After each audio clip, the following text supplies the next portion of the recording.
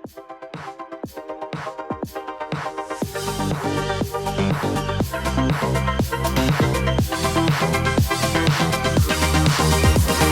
everyone, welcome to Trail Talk. I'm your host, Aaron Shimmons, back once again for another trail and ultra running show. I know it's been a minute since we did a panel show, but I mean, what am I going to say? Like, the last one was a bit of a barn burner. Go and watch it. It blew up a little bit. Anyway, this week we're going to talk all about the big races in our sport. Western States, doesn't get bigger than that. Lavaredo Ultra-Trail, and also the Marathon de Mont Blanc. I'm joined by Chrissy and Ricky once more. And then we also have a new panelist on the show this week, James Poole, my London buddy, North Face athlete, just ran Western States for the second time. Well done, James. But an absolute stud of a guy. I mean, look him up. His socials are down in the description. Love all the stuff that James does and appreciate his insight. So without further ado, let's get on with the show. Thanks for joining us for another Trail Talk. It's been a little while since we've had a panel show, but we've also had like a super busy couple of weeks of racing in Trail and Ultra, States, Lavaredo, Mont Blanc Marathon, Broken Arrow as well. And on that note, we welcome James Poole, my London buddy, to the panel for this show. Welcome, James. Just finished Western States. How's the body feeling? Yeah, the body's well. Thanks, guys, for having me on. And the body is feeling a little tired. You know, when you do these longer races or any races, but longer the more it makes an impact. You feel good, and then you realize how deep that tiredness is. You know, you go out for a run and everything feels way harder than it should be. But I'm out. I'm moving. I was out this morning, 7-mile run with Alpenglow Sports in Tahoe, Lake Tahoe City, and it's nice just to move and to chat with some people and get out and see what the legs feel like. They didn't feel great, but got 7 miles done. So back in the saddle. And you also did the VK the week before at Broken Arrow. I mean, I had a spot for the 23 and the VK because Brendan Madigan, who's the race director, he's a pal of mine and wanted to come out here and support the race. And I did the VK, and to be honest, I just ran like mid-pack. I took my Pocket 3, DJI Pocket 3, shot some video. It's an insane race. The first 400 meters is like 200 meters of vertical in 400 meters, and it's just a mass start, 800 runners. And it's just crazy fast, but really fun. But then quite a runnable course actually. There's actually a descent in the middle, and so I fully had a great time. Bit of snow on the top. Really fun. But just wanted to get out and stretch the legs. The challenge of coming out here, if you're not living at altitude, is the lake is at 6,600 meters or something, 600 feet, sorry, and 2,000-ish meters. And when you come from sea level from London, that first few days is just hard. You go and run 5K and you wonder why you're running really slow. It feels really hard, and you look around, it feels like you're at sea level because there's a big lake, and of course it's not. So getting out to Broken Arrow and soaking up some of the positive vibes of that race was exactly the right thing to do before going on to States, where you're a little bit nervous, a little bit further to run, but just being in the village for with 3,000 people or something over the weekend, all running and having a good time, and it was super good. So what I mean, but what a great 2 weeks for other sport, right? You just mentioned it. So many things going on, too many to be honest. And then the downside of running Western States is couldn't really keep it being what was going on with Mont Blanc Marathon and Lavaredo and numerous other things that friends and family and stuff are doing. So yeah, what a crazy couple of weeks. Yeah, it's starting. It really sort of kicks the summer off with a bang. Even in Europe, that's the weekend that all of the gondolas open up and we can get up high again. And the whole Western States TrailCon Broken Arrow thing starting to turn into a festival, and you can really see it build a momentum every year. I think it's an insane 2 weeks. Sorry, yeah, well, it's an insane 2 weeks, right? If you think about, you've got Broken Arrow one weekend, and then it goes straight into this new TrailCon, which I think we're going to talk about at some point, and then into Western States for this valley. for Tahoe. I mean, and the area, it's just a crazy, brilliant 2 weeks of running and catching up with people and, products and gear and all that stuff. So yeah, what a cool time. All the stuff that we enjoy. Chrissy, of course, this is on your doorstep, so this has to be extra special for you. What's the last couple of weeks been like? And I'm probably thinking you probably need a rest now for for a week or two before you think about coming over to Europe. Yeah, I mean, it's kind of madness, honestly, now. It used to feel like, oh, there are these two awesome weekends where everybody comes to town and I just get to see everybody from, around the state, around the world. And now it's just like this full on 2 week period nonstop. I think I had like a half day in there between where I was like, okay, these are my rest hours where I can like mentally reset, socially reset myself before going into states. So it's pretty cool, and here we're doing this thing where we're calling it Mountain Running Fest and really trying to kind of bring cohesion to those two bookends because why not? Everybody's here, and a big part of that I think we see add in is TrailCon. So I'm definitely, I've gotten a little bit of rest this week, and I'm not feeling as bad, I think, because the last 2 years I've come out of states with COVID. So I'm feeling better this year, actually, despite, overextending myself potentially a lot more. So it's exciting. I'm glad we do it. There, there's been a couple of COVID scares around the whole states thing. Of course, Ryan Montgomery had a terrible race. You interviewed him for the channel, and I kind of thought, he was coming into it in good shape and sort of clear head and ready to go. And it turns out that he's come away from states, found out, yeah, I had COVID. And then John Albon, he tested positive. I think it was maybe like a month or just like before taper. So he's put that out there as well. I kind of wish we knew about John before Fantasy Freetrail picks went in, but that's not how it works. Ricky, how have you been? I know you've got a wisdom tooth issue going on, but you're back running, which is the main thing with TDS next month. Yeah, and it's this weekend. It's this weekend. It's Western States, and I know that Lavaredo Western States, it's pretty much like that sort of 9-10 weeks until UTMB. I'm doing TDS. I haven't ran in like 4 weeks because of a groin thing. Panic is really starting to set in. So it's like, man, I don't care if my leg is hanging off. I'm running on Monday. Like that was it. That was it. I said it to my physio. I said, I don't care. I'm running Monday. Hail, rain, or snow, I'm running Monday. But I'm back. I'm moving.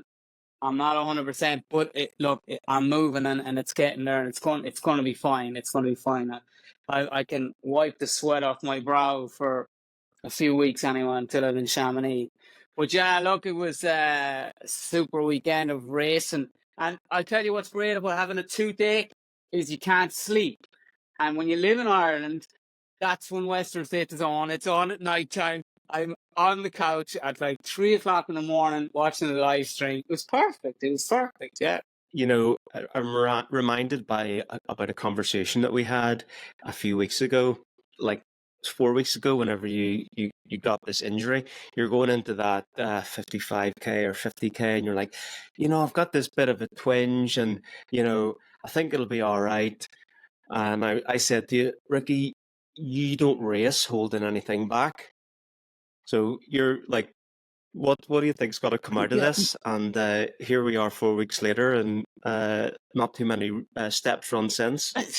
Well, I'm going to cut you off there, and I'm going to say it's your fault because I was texting you.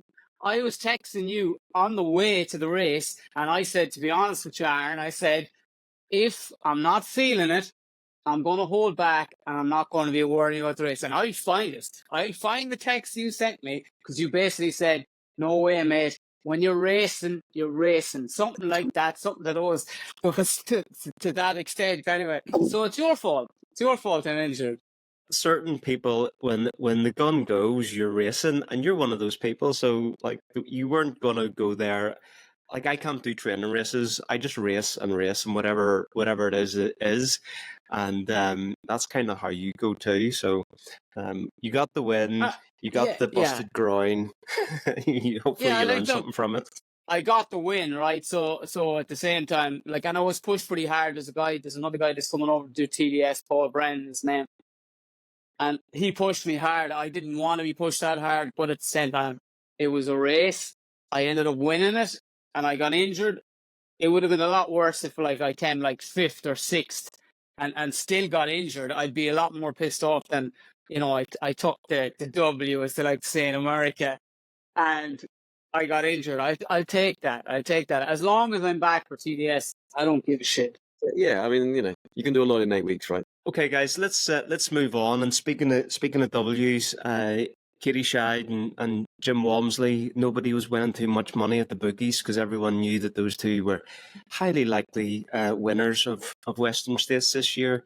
Katie with the second fastest women's time ever, and was under a course record for quite a lot of the race.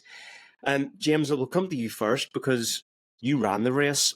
How was I it? was nowhere near those guys. Just for clarity, I was not pushing either of those for their wins. So yeah, sadly. I mean, let's start off and give us a bit of a primer about how did your actual race go, because we haven't caught up about this. No, This is your second. This is your second go. Second time. It took me 10 years to get between from the first time I got in with one ticket back in 2015, and then a COVID pandemic, and then it took me effectively 10 years and 7 qualifying races and lots of fingers crossed over the lotteries to finally get back. Wasn't quite the return that I wanted, if I'm honest. It was just 100 miles is a long way, as we all know, and getting all those things right is, getting everything right in a marathon is one thing. Getting on 100 miles is even harder. And my legs, I felt great, but the heat eventually got me coming off the high country into the canyons. And everybody, I mean, I wasn't alone. Everyone suffers down there, particularly Devil's Thumb. And I was running well and feeling good, and then just stomach turned over and just hard to keep calories in. And that was, kind of the beginning of the end of, and I got back and back in it, and I was taking soup and Tums, and my stomach came back for a while, and then the solution I had suddenly stopped working again, and then I was trying everything, ginger ale, just Tums, different energy drinks, just trying. In the end, I was just swishing, mouth-washing energy drink and spitting it out for the last 20 miles, which is not giving you can kind of fool your brain for a while that you're getting calories in, but ultimately you're not getting calories in. And so it was a little bit tough, I have to say, and a little bit disappointing. I was where I should have been for 50 miles, and then the second 50, when it started to get super hot, just the wheels fell off. And it's an amazing race, and I can't take anything away from the experience, but wasn't quite the time. And then you get to this bit where once as we all know, if the goals, you don't get your prime goal, your gold medal idea in terms of time, I was just like, get it done. And then once the 24 hours, Scott Jurek was there at one of the aid stations till the end going, oh, I'm not sure you're going to make it. I was like, thanks, thanks for all the motivation, Scott. And it was like a bit of for me, it was a bit like a fuck you. So I'm like, we're going to get this done now. If Scott Jurek tells me I can't do it, we're going to get it done. And so he hustled a little bit towards the end, but honestly just strolled the last mile down from Roby Point. And I was like, what's whether you run 23:30 or 23:42 or something, it doesn't really make any difference. It's 12 minutes. It doesn't, in the whole scale of things, it wasn't what I wanted. So as long as it was the silver, I was kind of happy at that point just to get it done. Yeah, a couple of silver buckles to my name. You've only slowed by 42 minutes in 9 or 10 years. I feel like this is the most frustrating thing, is I'm 10 years older. Obviously, I was 38 when I ran it last time, I'm 48 this time, and I was like, and there is an impact in age, in your performance as you get older. But I thought I executed a better race until I didn't, and that's what I wanted to do. I wanted to go there and run better, not because I think I am a better runner, and that's what is frustrating, is that when you don't execute something you think you can do, I feel like I have more, a lot more experience, and I was doing the right things, and I was running so easy early on and smooth, and I was telling myself this is exactly where you should be. I wasn't crazy over the escarpment like I did in the first time, and it's way back where didn't feel like I wanted to be, but was smart. And then what do you do when you get in the canyons? And the Devil's Thumb is where it's. I made the mistake, I think, of not getting in the river, which other people did. But the river isn't. There's a river at the bottom of Devil's Thumb. You come off last chance, and you drop down into the canyons, and there is a river there. But it's not like, oh, I'm just going to take 3 steps and get in the river. You kind of have to go further down. It's probably a 10-minute exercise to get in the river, but that probably would have saved me, I think, because I was just coming up the other side of Devil's Thumb. There's been a lot of fires over the last few years, and so where there was shade from the foliage, it's just black sticks in the dirt, and so that's not providing any shade. And so just an oven for, I think it's 1,800 feet or something, so 500 meters straight out the canyon in about 2.5 miles. It's just steep and hot, and the problem is you covered yourself in ice coming off of last chance. You get to the bottom and all the ice, you're bone dry, none of the ice is left, and then you're up in that. For a lot of people, I saw Sally McRae, who didn't have the best race for her either along that same stretch, just in pieces in those canyons, just holding on, trying to hustle and trying to regroup and find some energy to get back out. And it's crazy, but then it's States, and that's how it is. It's not a surprise. So was Scott referring to the sub 24? He didn't think you would make it? Yeah, he was like, you need to do, it's like 3 miles an hour, and I was like, come on, 3 miles an hour. But in fairness, it's no given that late in the race, and the last, Western States, if those who haven't done it, you look at it's a series of jags, but it is net downhill. But at the end, there is still some punchy little climbs. It's not that runnable. If you're Jim Wormsley or Katie Scheid, and in fact, we should definitely talk about the top 10 women and the top 10 men, because there were super fast times this year.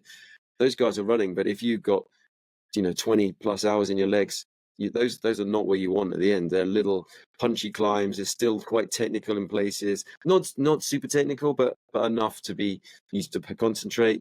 And even like Roby Point, you get to the last checkpoint, and then you still have to climb up a tarmac hill for another few hundred meters. It just keeps chipping away at you right till the very end, and that's that makes it really challenging.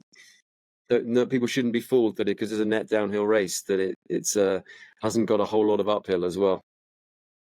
And what about crew? Who was doing your crew, and what sort of what was the takeaways from that? Were you doing the whole ice bandana thing? Yeah, I initially decided I wasn't going to have a crew, but because that's kind of the way I roll a little bit. But so I was connected with some friends who are in the Mill Valley area, which is in the Bay, in San Francisco Bay Area, and they were actually at the Speed Project this year. So Aaron, he won the Speed Project in 72 hours.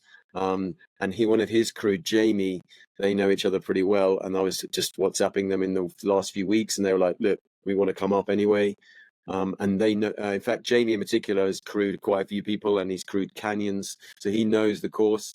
And those guys were pretty, I'm kind of not the easiest person to crew, because I'm just kind of set in my ways, and also because we don't have it in the UK and in Europe so much, this crewing culture. We do in some of those Centurion races, but if you go to Europe, as you guys well know, it's the exception rather than the rule. To have someone running with you along the course. UTMB is semi-autonomous, and so all those races are the crew is a very minor part. But the guys are amazing, and they set up some ice, and it was just, to be honest, it was mostly good just to have the company in those last 38 miles when you just need a little push. They weren't really saying to me, run faster, or a couple of times Jamie would say to me, dude, if this is a section, if you've got a bit of energy, we should run in this bit, because he knew the course really well. This is a good place to make up time. Don't waste energy, because we're going to get to a climb in a minute and no one's running up that, so run here and hike there. And I have a good hike from all my Speed Projects and 300-mile races. I can just keep tapping out the hikes on the climbs. It's just trying to keep my stomach from not retching every couple of miles. And that was the worst part. But the crew was good. Ice bandanas were good. I mean, the the aids. The one thing about states is the checkpoints, the aid stations, whatever you want to call them. They're so well stocked, and the people are so good. And there's so many people here who just want to help you. That I mean, you could go without crew, and if you didn't need the pacing, you could easily be well supported by the people who come out from everywhere to be on those aid stations for 30 hours. And just those guys are absolute legends. I think, isn't the stat something like 8-1 volunteer to runner for states? It's some crazy sort of figure. Yeah, there's a lot of people out there doing great work, that help, whether you're winning or you're taking the W or you're pushing the last finisher and the golden hour. Those people have helped everyone around, I think, and so full plaudits to anyone who's out there cheering. I mean, one of the things we should mention is the first climb now coming over the escarpment is absolutely insane. It's Tour de France style cheering. It wasn't like that in 2015. I remember it being a slightly different race, but now there's 500-600. I don't know. I wasn't counting. I wasn't there long enough to count, but there was a ton of people up there, and it's like you run through a tunnel now of people just cheering your name and shouting, and it's just wild. And it's such a great way to start. Those 3 miles are a bit of a shock to the system because they're all uphill, but you get to the top, and it's like, oh, so good, so good. Chrissy, what was your states like? Yeah, so I was actually crewing for a friend that lives in Truckee, but he's British. I feel like states is always like a game of running around and optimizing your time. I try to do as much as I can, for better or worse. So trying to catch bits of the top of the race, get out to Robinson Flat to kind of watch everybody go through and hopefully be in Forest Hill for everybody to go through, but really focused on crewing in between. And I gotta say, back to what James was talking about, while this was pretty average heat year, including my runner, I heard there were a lot of stories about some pretty projectile vomiting this year. Despite, everybody getting better at heat strategies and everybody, I think we're only talking, a few degrees warmer than last year. It wasn't crazy. So we had to manage some of that too, the nutrition going and turning just to sips. But I gotta say, shout out to my friend Steve Roadbury. He finished 69th place. Lucky 69. Yeah. Missed his A goal by a little bit, but still, got his course PR down by 35 minutes. And got in there with his age group. So it's a crazy day. And I think one thing from the crew side that, we've talked about a lot offline, but, maybe isn't out there as much as you have to manage a lot of shuttle busing. And there were some serious kind of breakdowns with just like race infrastructure this year, with shuttle buses going down to the river, and then a fire that started that prevented crew access at Green Gate for a while. And so there are a lot of like question marks and things that maybe aren't usually variables from the crewing side that came into play. Well, I heard it was touch and go between them even actually calling the race off because of the fires at Green Gate. And apparently the fire was higher than Green Gate. So, and fires apparently they tend to go up rather than down. So if it'd been a lower level fire, they may. And there was moments when part of me was like, I hope they stop it at Forest Hill, because I was feeling pretty shit. You stop at Forest Hill and they're like, guys, it's over. And I could have been like, hey, well, I was going to win it, but they called the race off. But and obviously would have been hugely disappointing, but it was a thing. And apparently it was a close call because of safety, is whether to just stop everyone who comes through Forest Hill. And that's it. All right, coming to you, Ricky, a Hoka racer. You must be a happy man with Jim and the new Tecton, or the prototype Tecton, or whatever, taking the W. What did you think of the race, and what did you think about this new shoe? Yeah, well, like first we talk about Jim, right? Like Jim, again, another big win for Jim, but he was pushed so hard. Like, it was really exciting race this year with Rob Forvard. I never know how to say his surname right, but I mean, What an incredible race from him. Hayden Hawks right behind him, and then Dan Jones right behind him. Like, it was all day. It was just to and fro, to and fro, to and fro. It was like Jim was cruising, but he was taking so much time at aid stations. Like, he was really managing the heat well. You could just tell, like, he's got that swagger, he's got that confidence. He's sort of saying, I'm going to sit here, I'm going to change my shoes again. Like, I think he had 3 shoe changes in that race. Multiple, you yeah, know? yeah. Yeah, it was like, and like Hayden Hawks was like skipping through and missing ice and not taking ice in certain aid stations because he was like, I got to move. Whereas Jim was like, look, yeah, okay, Rob's taking the lead there. Someone else is taking the lead there. I'm going to take my time. I'm going to manage this heat as best I can. I've been here before. I know what I'm doing. And yeah, okay, he probably was feeling the pressure a bit, but like serious athletes, lads. Like it's amazing how good he is. And when you hear the after the comments after with Iron Far from Rob and from Hayden and the respect they have for Jim and how good they think Jim is, like, it's like they're just saying that he's got that extra level, like he's got that extra gear when you just think that you have him, that you think maybe I could beat him, and then all of a sudden he's out of sight again, like, and it was incredible to watch. And then the shoes, come on, the shoes look class, right? The new, I don't know what they are. They're a prototype, right? Because they're not the Tecton X3, so maybe they're the Tecton X 3.5 that none of us will get to wear, unfortunately. I think kind of like the 2.5 that all these feckers got for being over at Western States, because I was like on eBay already. Refresh, trying to get my hands on a pair of those black and whites with the 5mm lugs, the 2.5s. They look so good. And I know Hayden ran in them. Hayden was running them, and I know a couple other people that picked them up on the day ran in them as well. Yeah, I'd love to get a pair of those shoes. Didn't I mean, Hoka kind of did a bit of a TERx move at States this year. You know, TERx, they not even launched. They just unveiled the Agravic Speed Ultra at UTMB last year. Gave away 100 pairs and got all the publicity about it. And it feels like Hoka did something similar or borrowed that sort of playbook. But what do we think about the Nike giveaway, though? What do you think about that? You know about this? Yeah, let's touch on that. Bit of a Chris, gorilla Nike giveaway around the corner. You know, it was just word of mouth. Go and get a pair of the whatever they gave away. I can't remember which shoe it was now. Yeah, just like with a, I don't know, man. Is that cool? Is that the thing? You know, they're not really a sponsor. Should they be doing that stuff? I don't know. Well, I mean, Chrissy and I were chatting about this, and it was Zagama 2, right? Zagama 2, And right? I think it is a bit of a Nike move. They've done it. 100% a Nike they've move. done it before. They doesn't feel like, it feels like it's more like a person's take on how to do some sort of guerrilla marketing rather than a company strategy.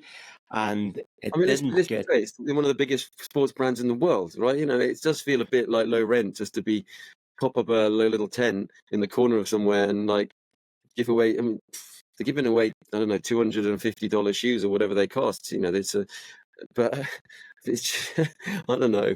Is that the thing they should be doing? Yeah, so I think we have to go back to last year when Nike started this whole thing at Forest Hill with the Ultrafly. They brought out a couple size runs of the Ultrafly, spent a couple $1,000s on those shoes and a bunch of, white Nike Trail t-shirts. And all of a sudden, Forest Hill, which is, plastered in baby blue Hoka banners, turns into everybody's walking around with Nike shirts on.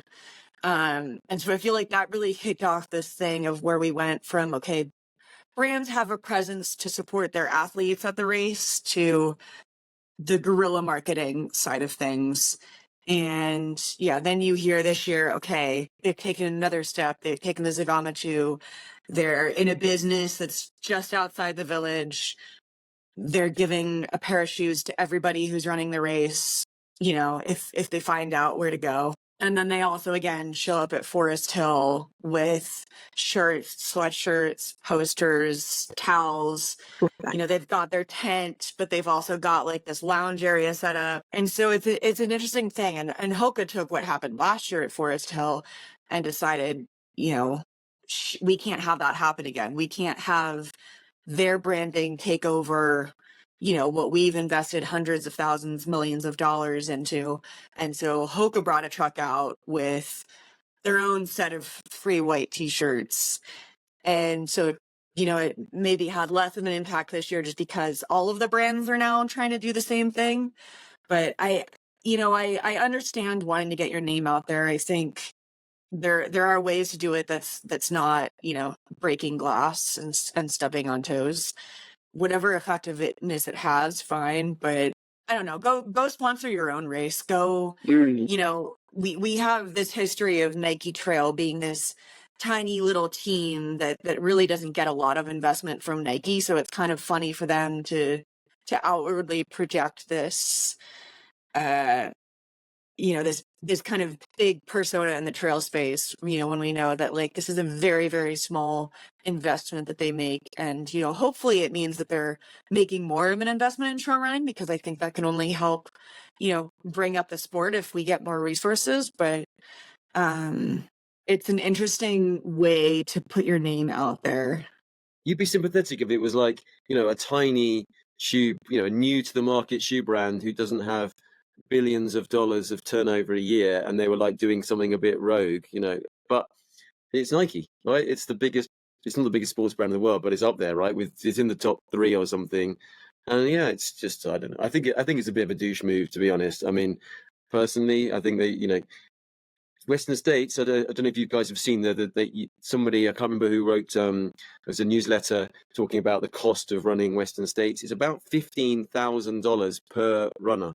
That's what it costs to put on, with all the money, you know, with all the live streaming, all the infrastructure, and obviously it is a not-for-profit organization, which is why you can see these numbers each year. You can compare year on year where the costs are going, but you know, it's a not-for-profit, so maybe Nike should be finding a way to contribute financially to the running of, you know, arguably the greatest race in ultra running right now, and they should put it into finding some way to get people who don't have the advantages that we have, the privilege that we have, to get more of those people at the race. Do something a bit more holistic than give away fucking shoes on the side of the road in a pop-up tent. Yeah. You're a big brand. Do something, but that's not the Nike way either. You know, it's no surprise that I'm saying this because I'm not the world's biggest Nike fan.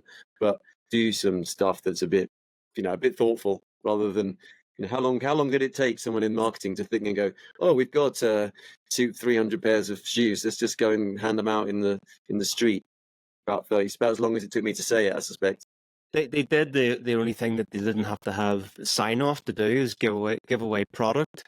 You know, it flew under the radar in any sort of marketing department. You know, they wouldn't have taken a high level decision, and it's not like they haven't shown that they can put money into trail. Like, look at how they showed up the UTMB last year. They took that big, like 3 chalets, and they were bussing people from the expo, and I mean that was amazing, and everyone thought, oh great, they're finally here doing something. And it's not like, you know, getting a couple of athletes and giving them a cool camper van and you know, a ton of stickers, and, you know, let them promote Nike as this kind of little subdivision. As a proportion of like their, you know, trail running must be less than 1%, I suspect, of their total marketing budget, if you consider compared to NFL or the American ball games, or, you know, football, soccer. You know, those those things are crazy in comparison, and you just feel like the Nike, you know, somebody will come in and decide that trail running is not their thing, and they just axe it. You know, I never feel they're in it for the long game, right? They'll be in it for 2 years. They'll make a splash for 2 years, and then they'll cut the budget and not be around. This is what happened before, and I hope it doesn't, because as you said, it's better for the sport to have all the brands contributing, making the sport better for everyone. But I just never feel like that's the commitment compared to like a Hoka. where they're going to be around in 5, 6, 10 years time, still pushing the boundaries in product, in the athletes, in the races they sponsor. Yeah, kind of, as much as it pains for me to say this, but Hoka at their core, at their roots, is trail and ultra running. Stop smiling, Ricky. You love it. But ultimately, it's single sport brands, really, aren't they? If you think, I mean, I know some of the shoes lend into like fashion elements, but ultimately they make running shoes. They're not making. Yeah, that was very hard for Aaron to say. I can only imagine. That was pretty hard for you to say. Set it for you, mate. All right, well, let's talk a little bit about the results and not give Nike any more free airtime or all the thousands of listeners that we have. So, just interestingly, like super fast times, Tom's winning time last year would have got him 5th or 6th this year. Like all of the top 5 men under 1440 is just unbelievable. Like, James, how do you feel about like 10 hours faster than you? Because I know you're a good bloody runner. 10 hours quicker on that course. Just shows you the difference in the vast voids between good amateur runners and the elites, and how that gap is just growing. And I think it's I feel like with Jim, this is maybe we're seeing like a new mature Jim, that the UTMB now that's off his back, getting that one.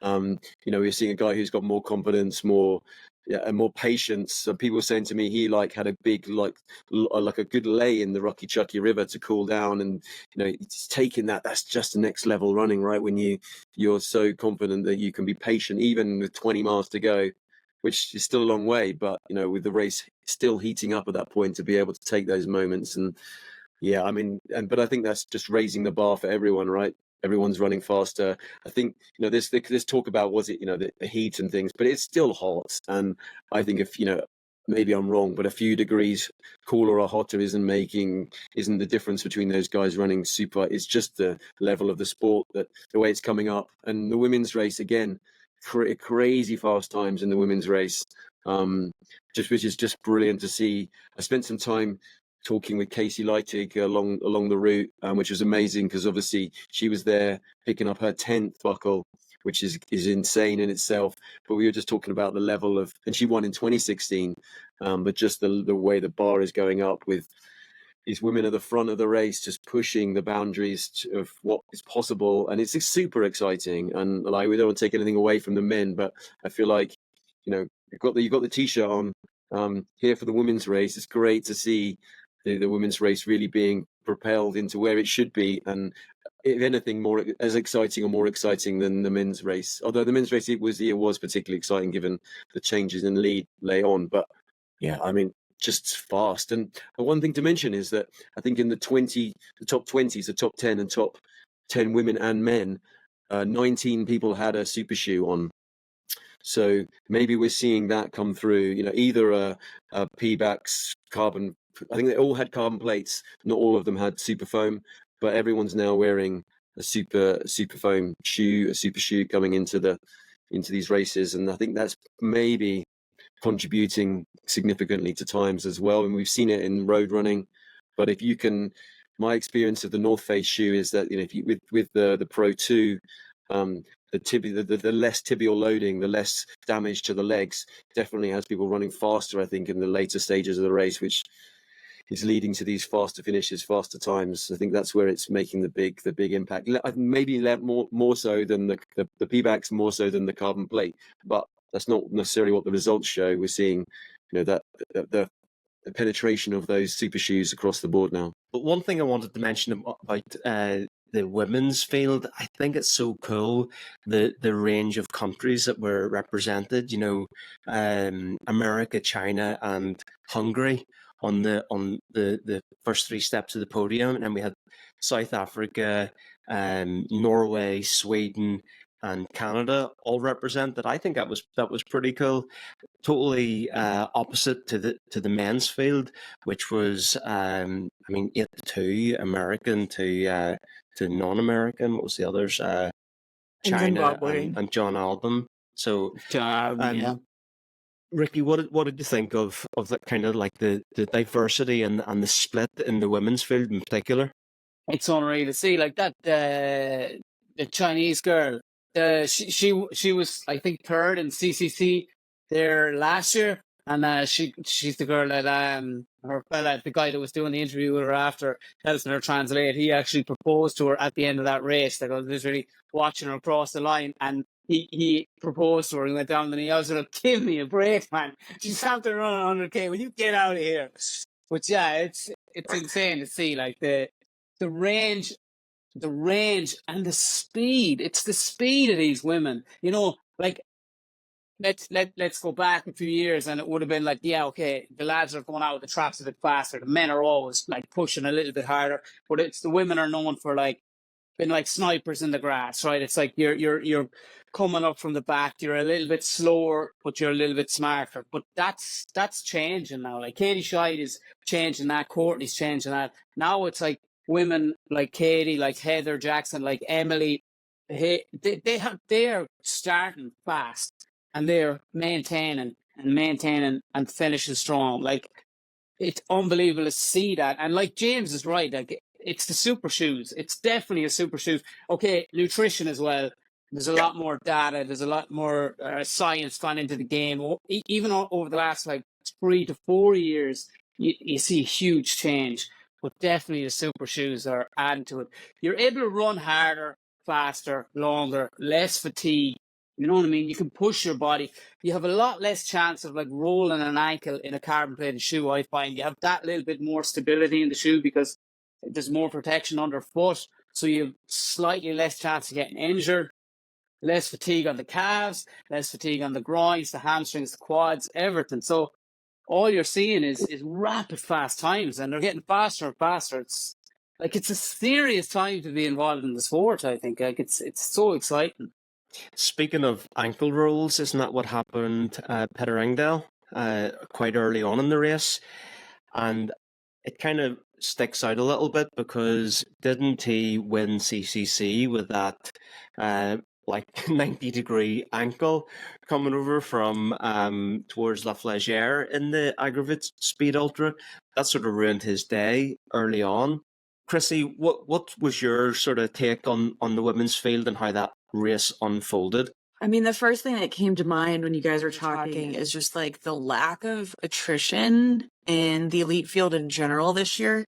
You know, we saw only, you know, maybe one of that top 15 pull out in the women's field, and everybody, you know, as you mentioned, everybody is just maintaining that speed and that pressure on each other.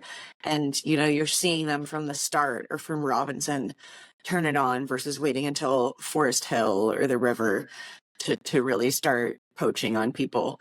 It's just incredible. I think, you know, we expected the top 10 to maybe be, you know, all under, I think I was thinking like maybe 18 and a half hours. But to see the, you know, the top 11 go under 18, I think it's still hard for me to fathom. And it's the same thing with the men's race. Like how many men are going under 15?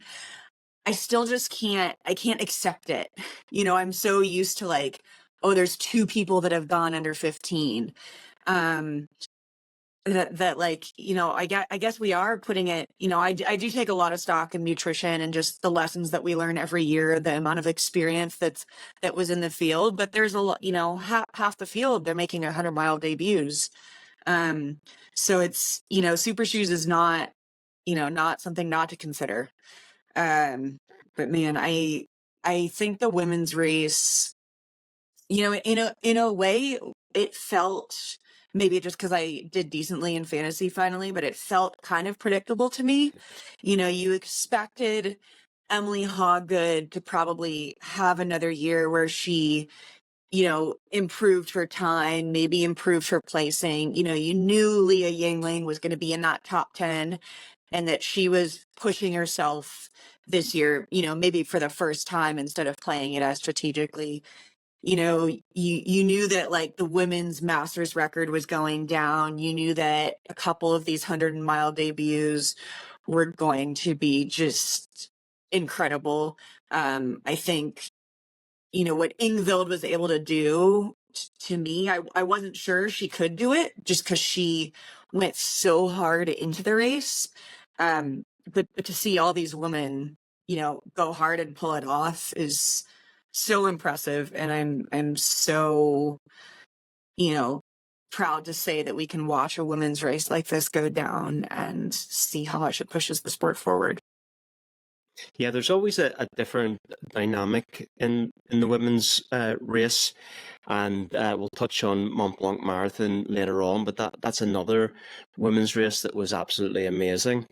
But yeah, whenever you say about like the women's field at States, a couple of things stood out for me. Like Ada Nilsson is 42. She is a beast. What a bloody runner. Like she is grit. Like she is so good, so impressive. And also Esther is also like 39. She's 39, Heather yeah. Jackson's 40. So, we're starting to see, like we've been talking about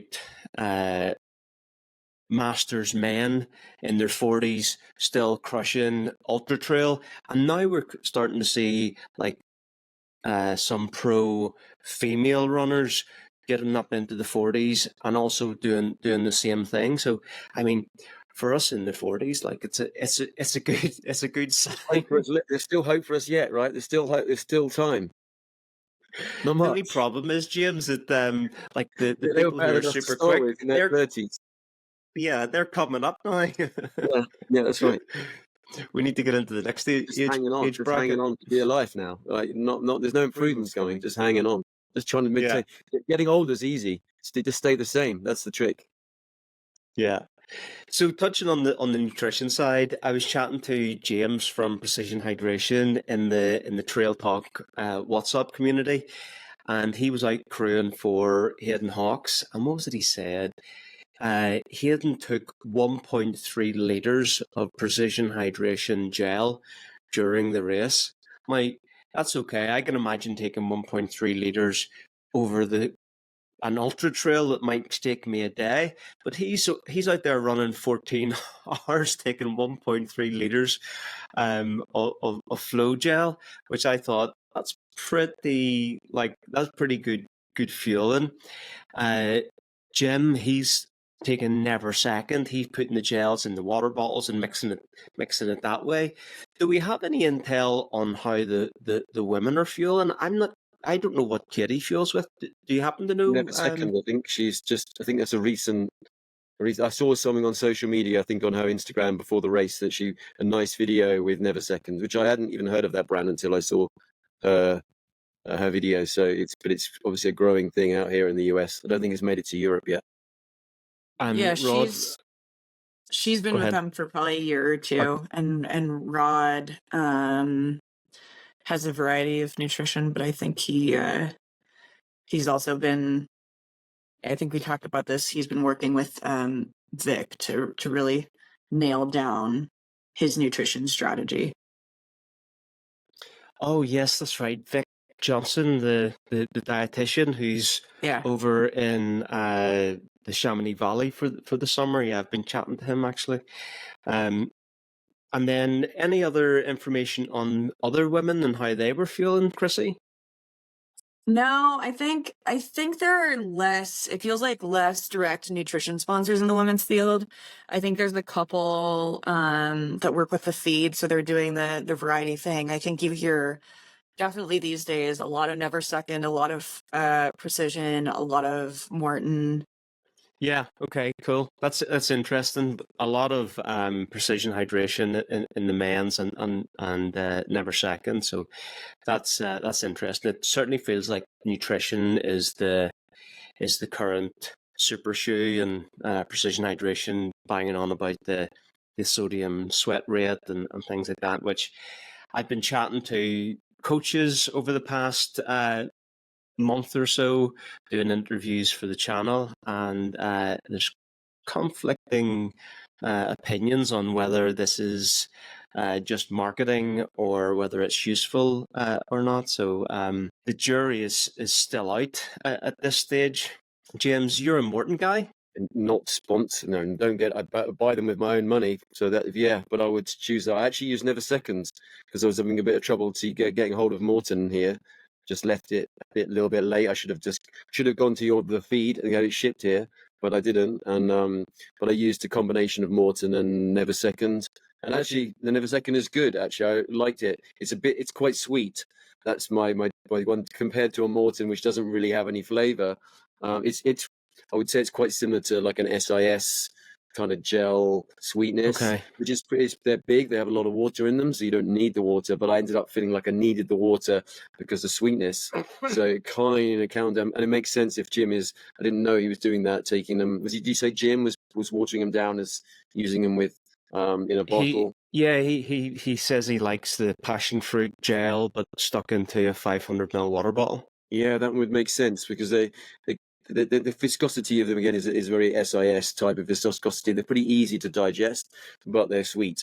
And I think the danger is in something 100 miles, as you guys know, is like the sweetness saturation of just you cannot take any more sweetness. And I feel like that's probably the limitation compared to a Morton or something. But there's a lot, again, like everything in trail running now, there's a lot of good product out there. There's something for everybody, you know, whether you're with Precision Hydration, who were out here in force because they just one thing to mention, the amount of swag that is in US races, guys, is ridiculous. It makes, you know, you even not with your sign up, you get like, you know, Western States is $450, but you get about $500 worth of swag when you go and sign up. And then Precision, your guys, the feed, were out here, you know, styling it out with hats and socks and God knows else what, and it's so ridiculous in a really good way. In anything, you know, and in a, I guess we, you know, it's in the same Nike territory, but there's just a lot of representation out here, and that's cool. But the Precision Hydration guys, I think, came en masse from the UK. They were in big force and very visible along the course and in the days up to the race. And but there's good product out there. I mean, I think it's a great thing for anybody getting into trail running right now.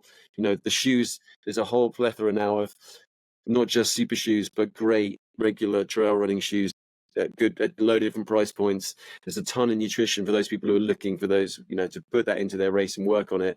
And there's probably something that suits every gut and every foot now out there, and that can only be good for our sport, is that there's so much variety, so much opportunity for people to try things and find something that works, you know, and that's not always been the case. Yeah, true. I think Jim's rationale on the gel in water, he said he found it easier to digest than a carb powder whenever it's hot.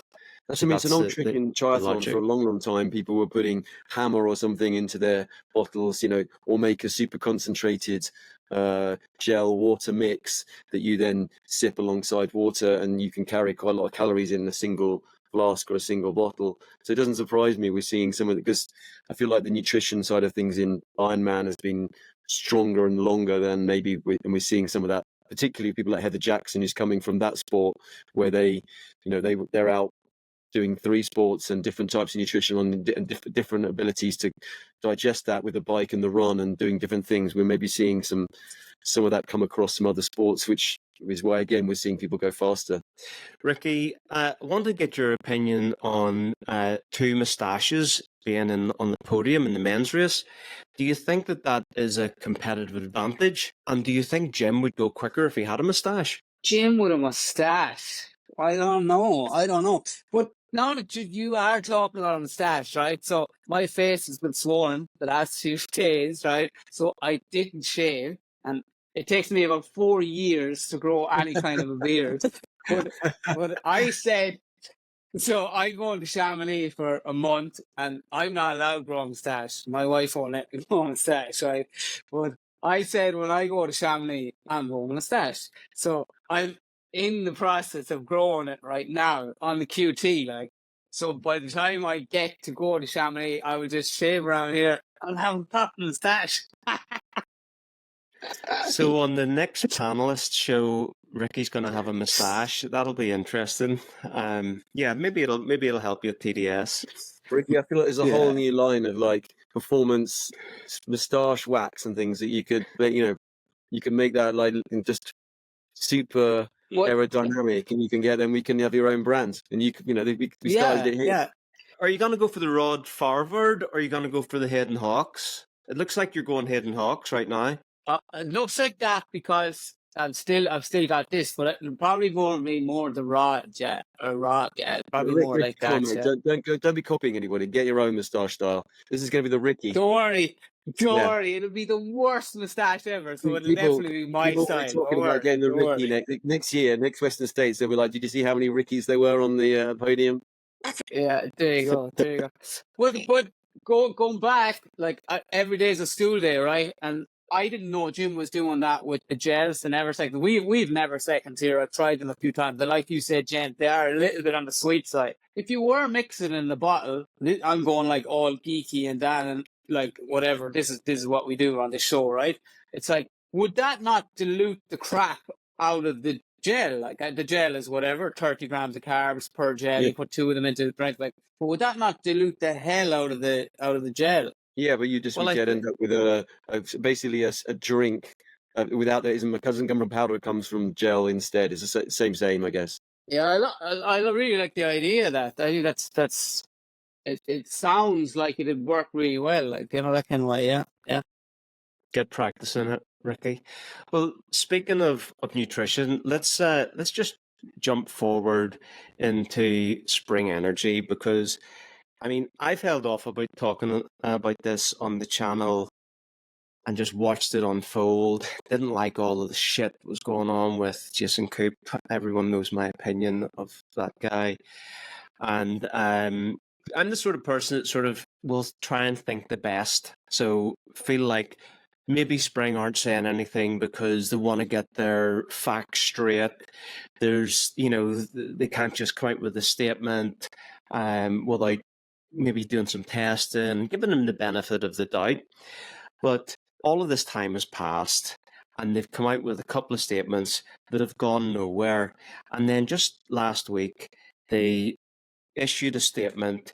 Kind of was a bit wishy-washy, but basically the gist of it was that, we've had this manufacturing issue, we've solved it, everything's good, our products have what they say on the tin, so to speak.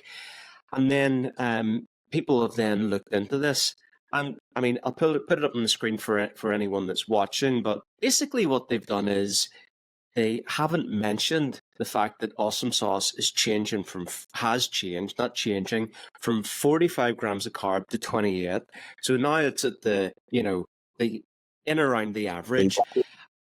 But they've managed to keep the calories up, but by adding in fat. Now, I don't know if anyone here has experience of this, but do you remember back in the day when people were fucking around with bulletproof coffee?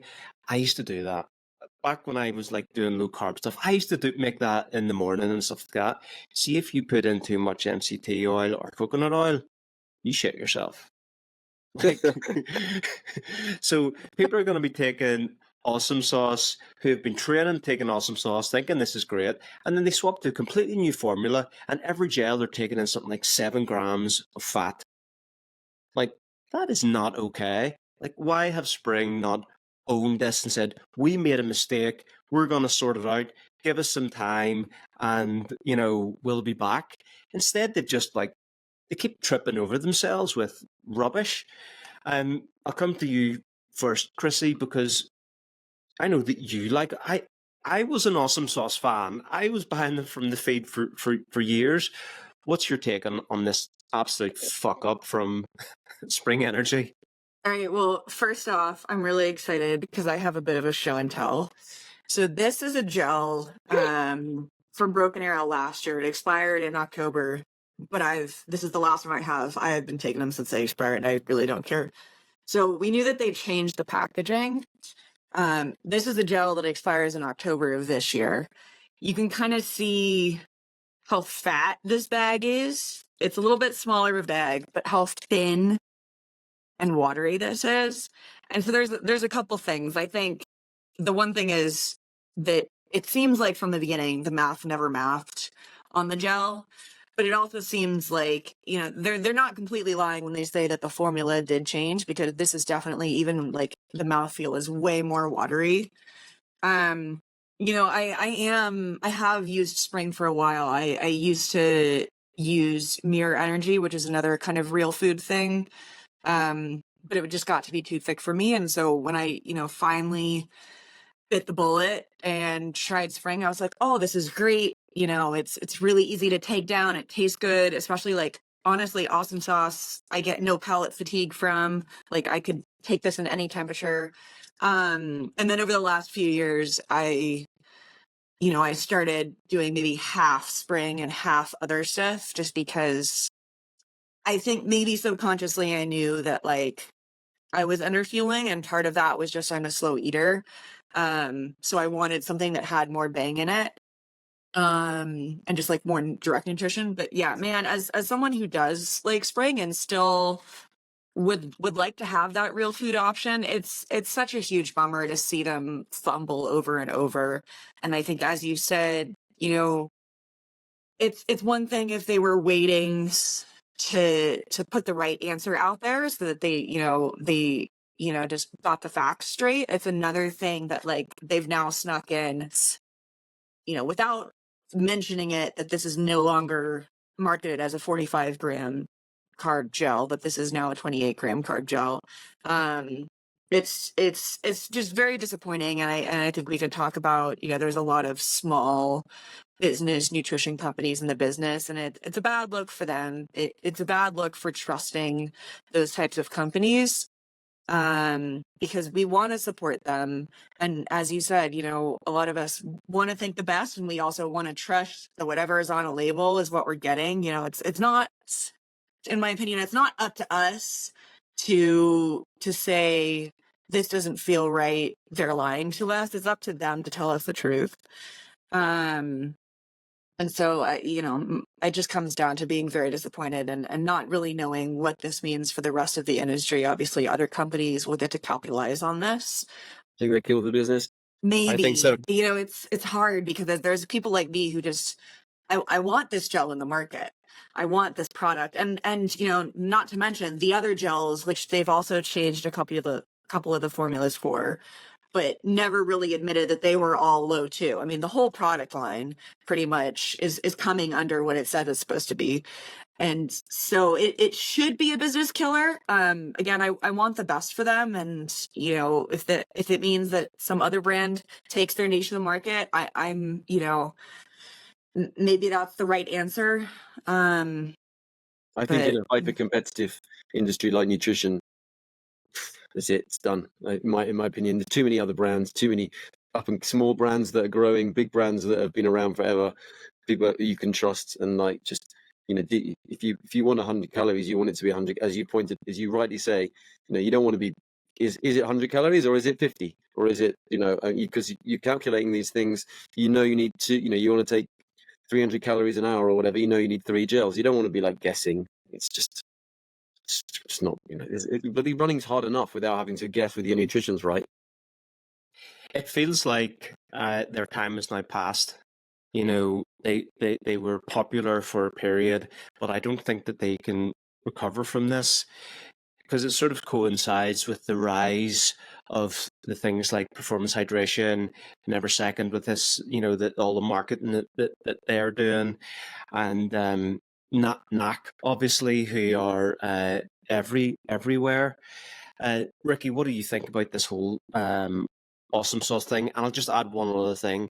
They've also halved the sodium concentration in the gel, which is a fairly significant thing to do, if you're relying on calculating that into your sodium intake. So what do you think, Rick? Yeah, for me, it's just like, it's really annoying because I can't say like I've tried a ton of Awesomesauce, but I've tried some Spring Energy, like their Speed Nut. I thought that was brilliant. I think their Speed Nut was banging out 250 calories. Am I right? In a gel. Like, so that was like I was using. That was a lot of fat in that thing. So it's not a carbohydrate gel. It's a fat gel.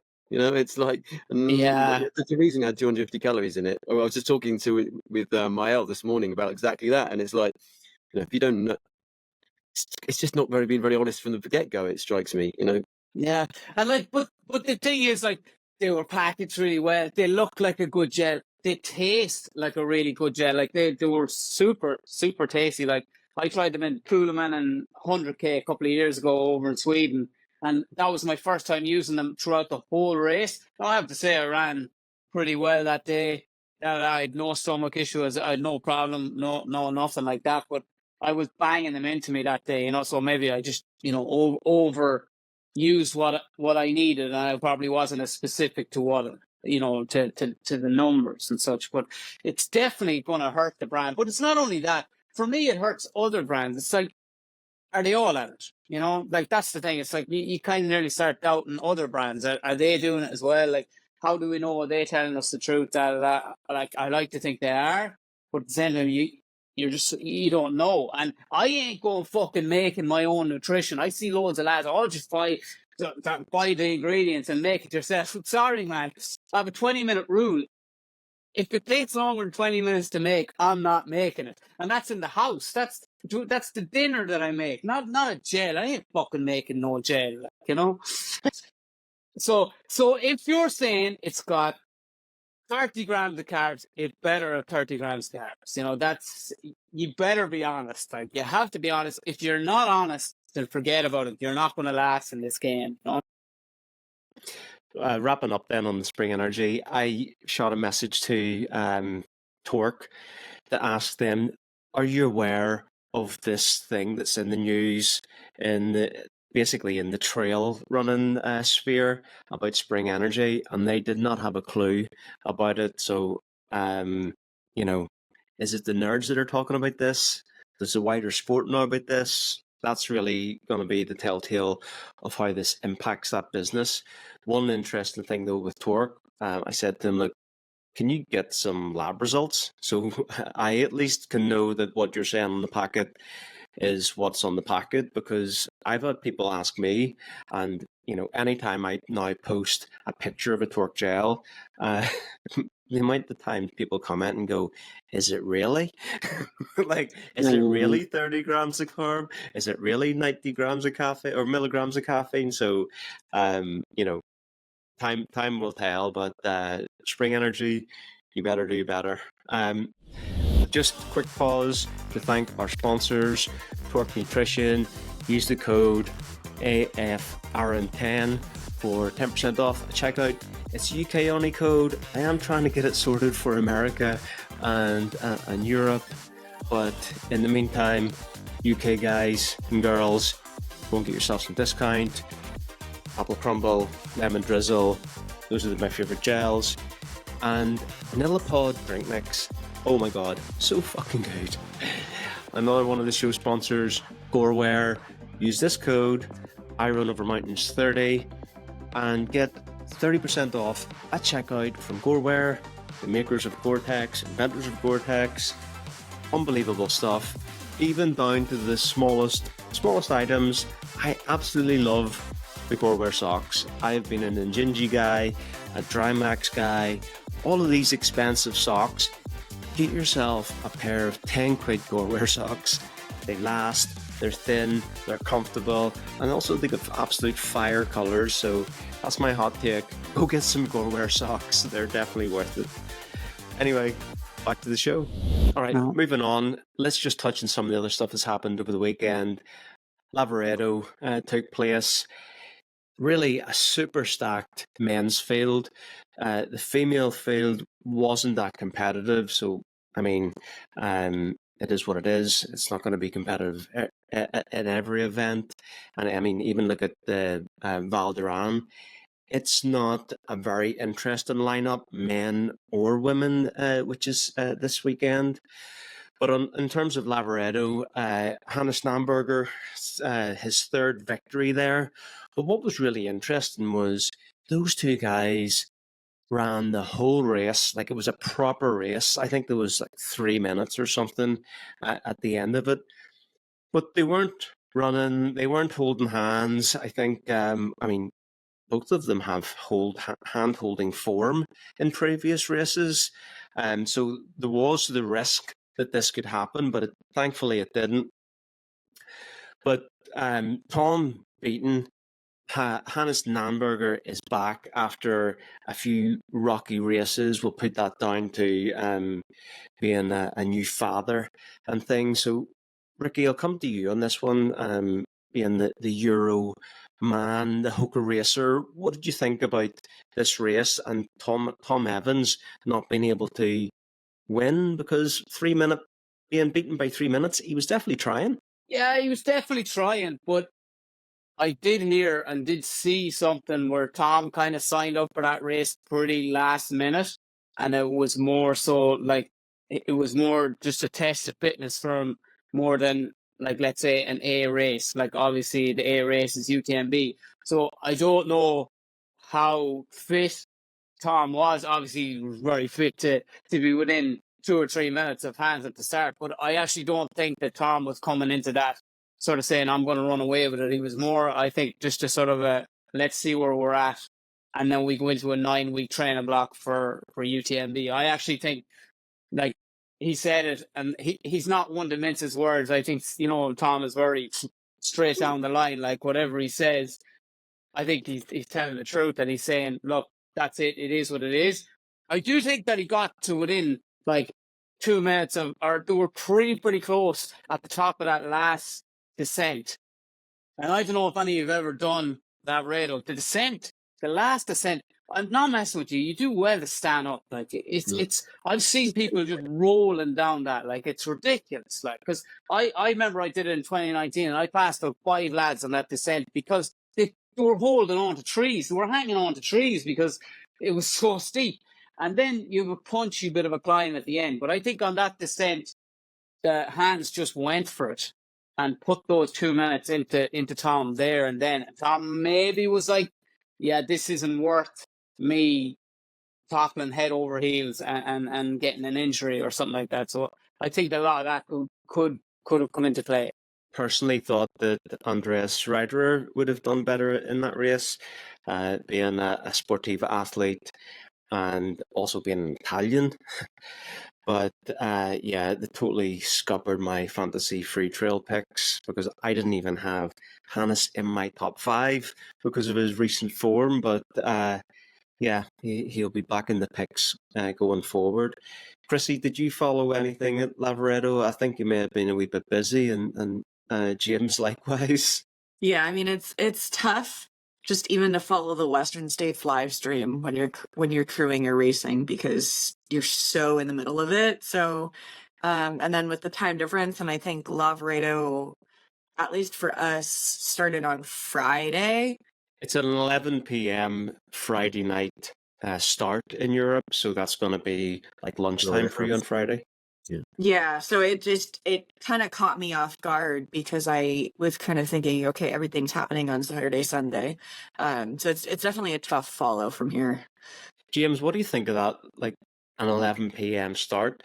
Those the winners are coming through and finishing in the morning. It's essentially a night race. That whole thing. Like, I'm not sure how I feel about that. What do you think? I don't think I think probably it's not set up for the for the winners, is it? If you think it's probably set up for the mass, who then will run 20 hours or something. I don't know what the average finisher time is for Lavaredo, but in excess of 20 hours. And I guess they then don't have. What could you? I mean, race start times. It seems to be a common theme right now in some of those. Like Trans-Gran Canaria has a midnight start.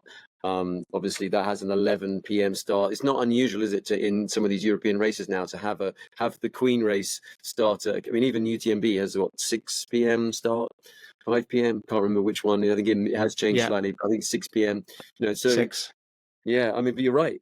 I don't think it's created for the time start is created for the elite runners more.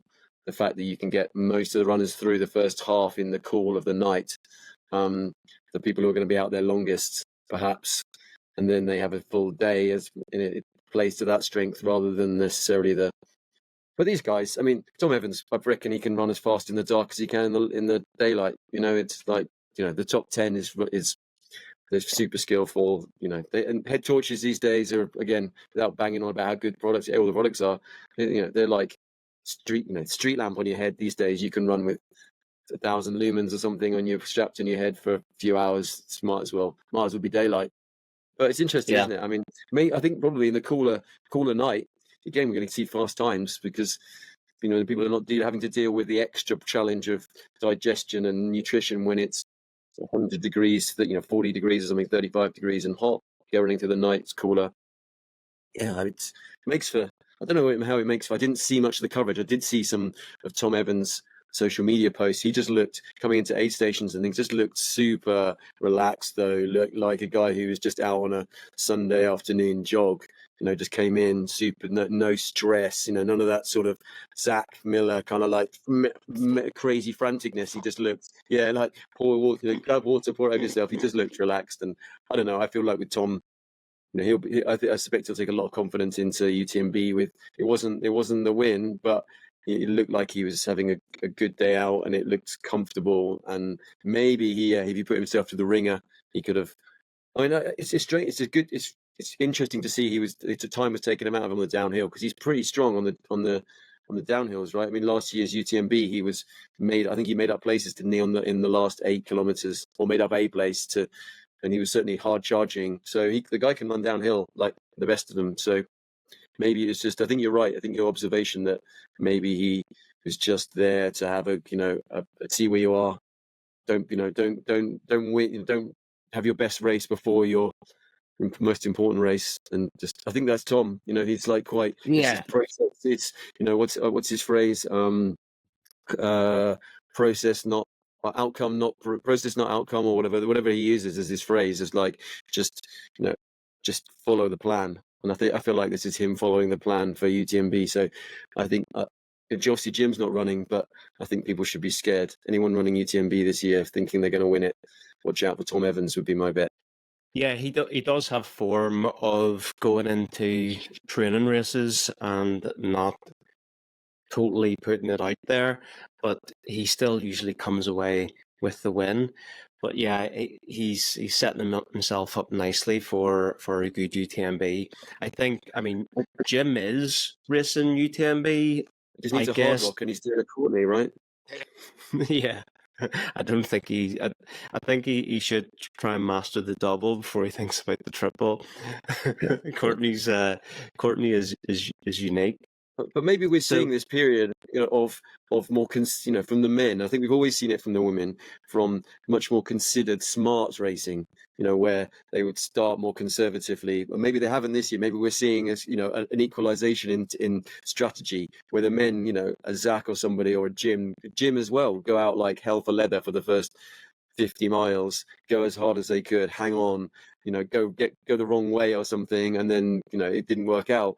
And in the meantime, the women's race was coming, and they were running smarter, and they've been getting faster. But now we're seeing them attacking it. But maybe in the men's race, we're seeing a more considered, smarter way of racing, and people are doing races.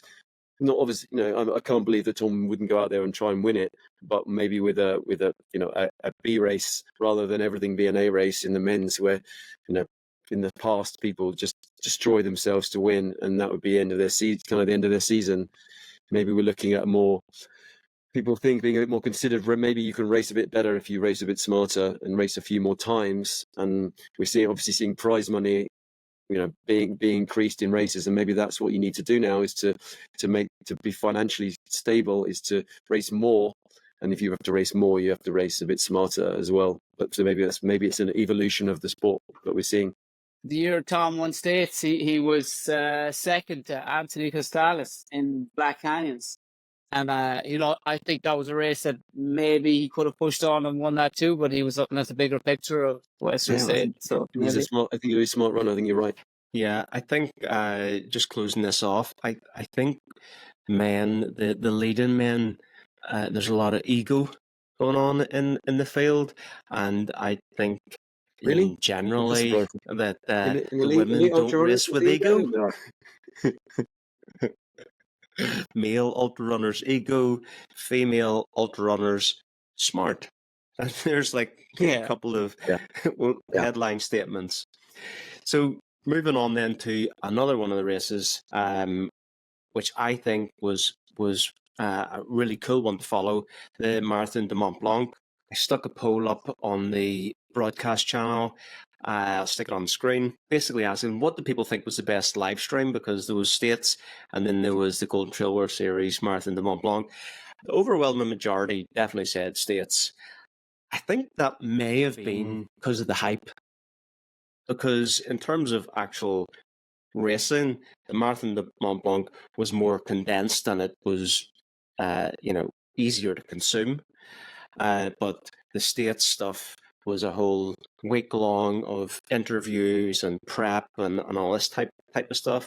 But some of the headlines there, I mean, Remy, it was his first race in the series this year, and he was beaten hands down by Amy. yeah, thank you. He raced them on the climbs and on the descents. He just beat him in every part of that race, which I think was really cool. And then another takeaway on the women's side before I pass it over to you, Ricky, is Madalena Floria. We know from last year when she just burst onto the scene, I think at Mammoth Trail Fest, that she was super quick.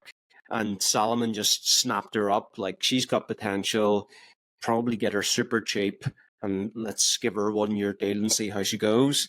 And she's come into this season, and she's an absolute rocket ship. She was one of the standouts getting that podium place at the Marathon de Mont Blanc.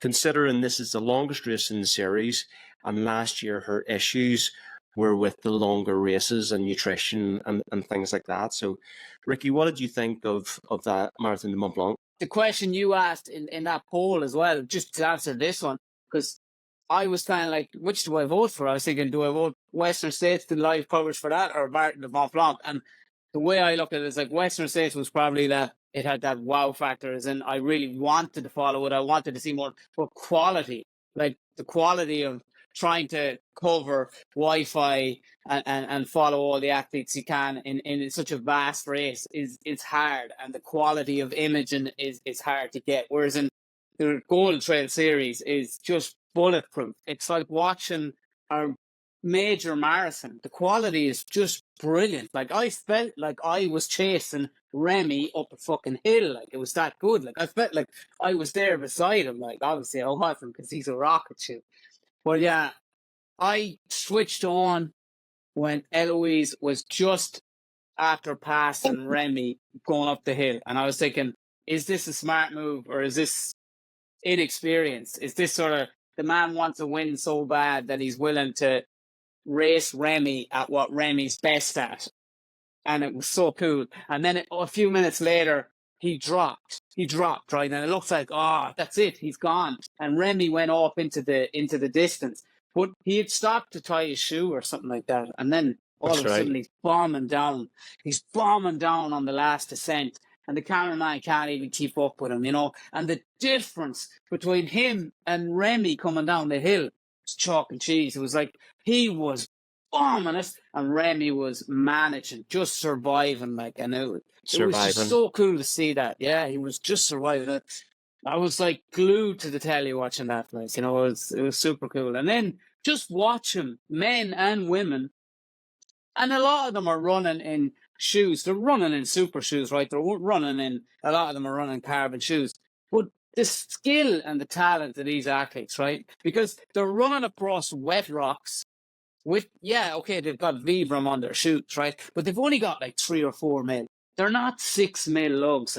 There's not that much grip on wet rock, no matter what you're wearing. And they were just gliding across. It was so impressive. See, like, there's a friend of mine that was talking to me, and he was asking me, what are they wearing? Because how are they able to do that? And like, I'm going, I don't know how they're able to do that. This is the women he was asking about. It's like the speed that they're able to run across this terrain is frightening. You kind of have a lug fetish. Who doesn't like a big lug? Come on, tell the truth.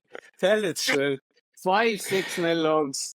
I'm pretty sure there's a reel going about you and lugs. What was your shoe of choice for a while? The Evo Jaws? Oh, the Evo Jaws, yeah. 6 mil lugs, yeah. Fantastic shoe. Just the upper just fell apart after like a race or two, but the outsole was fantastic. Like, like a proper fell racing shoe, really. So I did get a couple of comments, DMs through about Golden Trail World Series. People saying that they loved the coverage and it was TV quality. They felt it was a disconnect with the commentary and the sport, as in the commentary was maybe more aimed at not even the lay person, but maybe like the newbie person who might be switching on Eurosport and seeing trail running for the first time. So like maybe over explaining some things, missing the mark a little bit, and it just not being a satisfying experience for the nerds like for us. James, any comments or ideas about Golden Trail commentary or anything Who's around doing that? the commentary? Is it David Hillard? Yeah, David Hillard and I forget who was the other person on the commentary this time. I know David Hillard personally, and he's a super nice guy, but he doesn't have a deep background in trail running. The cost of these putting on these live broadcasts are huge. I was talking with Brendan from Broken Arrow about there is no live coverage right now for Broken Arrow Sky Race. There was last year, and it was sponsored by Strava, but they didn't do it this year. But just the reason they didn't do it is if you don't want to do it really well, make it like this amazing quality 4K, like NFL football style, real high quality. But that costs a lot of money. And to do it badly, then does that just reflect badly? But also, right now, the brands aren't supporting it because the number of viewers is still quite low relative to social media. So if you can get, your reaches for an event is 250,000 people or something, and you get 5,000 peak views on your on your live stream, the live stream costs 10 times as much as the social media. So it's tricky. And until we see, I think, some brands willing to understand the value of that, we're going to be a bit like mixed quality of the live broadcast. I think it'll come, but I think, like anything, it takes finances, and those finances take some brands because I think brands are slow to come to these things and get in early. They tend to wait until it's proven before they start. But then maybe I'm wrong. Maybe someone will back these things significantly, and we'll start to see a lot more. But I think until that time, we're always going to have either this highly pixelated coverage which you can barely watch, or it doesn't answer your question about the coverage. I just didn't see the one with this time, so I can't really honestly comment fairly on whether it is what it is. Right now, the people who are watching it are probably the geeks like us, so it should be geeky, but maybe that closes down. It looks less appealing to those who are new to the sport, who don't follow, Remy or the athletes in the same way that, particularly you guys do it even more than me, I think, and really so you're damned if you do and damned if you don't a little bit. So I don't know. I think that's an interesting take about Broken Arrow. The problem with a lot of the live streams that we were seeing last year was you could tell there was more work going into it, but the quality of the video was still, shit. We're listening to the hype. We're listening to good quality, knowledgeable commentators, and then we're looking at, like a 10mm pixel. It's like, what actually is going on? You need to describe this because I can't make out who the hell that is. It's just like, it reflects on the race that they, people don't go, oh, it's actually really challenging because of where they're locale. They go, oh, these guys are not doing a very good job of and so, it's a bit like no one's if you haven't got it, people go, they haven't got it, but they can't get on social media and say everyone, this race is shit because, the coverage is bad. I feel like the risk is that you do it badly rather than the risk of not doing it at all. Yeah, and Lavaredo, they didn't have a live stream, and I basically was following that using the Live Trail app for the timing and the aid stations and things, but they had really good social media Instagram stories.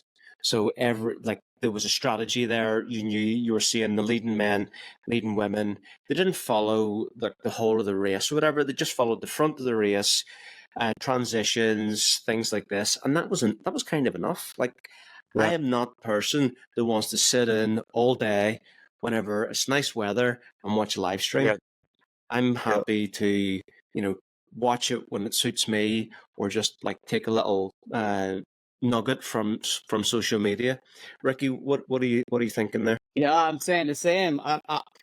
Even in small local races here in Ireland, like sometimes I just want to see what's happening, and like I do kind of like just put something up in your stories, just say there's the front men, there's the front women. That's all I want to see because I'm out. I'm doing my own thing. I'm probably training, I'm working, I'm doing something. So all I want to see is just show me something. And if you get that lead men, lead women, a few splits here and there, you feel like you get enough. And that's all you need sometimes. And if it's quality imaging, then all the better. But who's going to sit in a house for 11 hours and watch a race for 11 hours? Like, you know what I mean? You'll do well to sit and watch Kipchoge run 2:02 or 2:03, for in a marathon, So it doesn't have to be the best in the world, but if your social media is good, you just have enough, then I'm more than happy with that. Yeah. Chrissy, just as we round this out, I know you were busy again. You weren't able to follow Marathon de Mont Blanc, but a lot of these athletes will be heading to Mammoth Trail Fest. Is that going to work out for you this year, or will you be in Italy? I should be back, and I should be able to be at Mammoth. I don't know if I'll be back in time for the Headlands Golden Trail race, because that's only a few days after tour. But yeah, I'll be at Mammoth. And it was pretty exciting last year, so I'm really looking forward to seeing kind of how that end of Golden Trail plays out there. All right, guys, I think that brings the show to an end. Thanks for joining me. Thanks, James, for joining from Tahoe. Chrissy and Ricky, great to have you guys back. Drop a comment down below. Let us know what you agree or disagree with. Always appreciate your opinions. Best opinion gets a box of gels, so that's also not bad either. But anyway, guys, see you later. What did you think of the show? Hit the comments. We're going to send you gels if it's a good comment or an interesting comment. Like the show, share it with a friend. Go over onto Instagram and follow all of the panelists. Follow the I Run Over Mountains channel. Join the broadcast channel. Vote on the things that we talk about. We appreciate you. Until the next time, peace.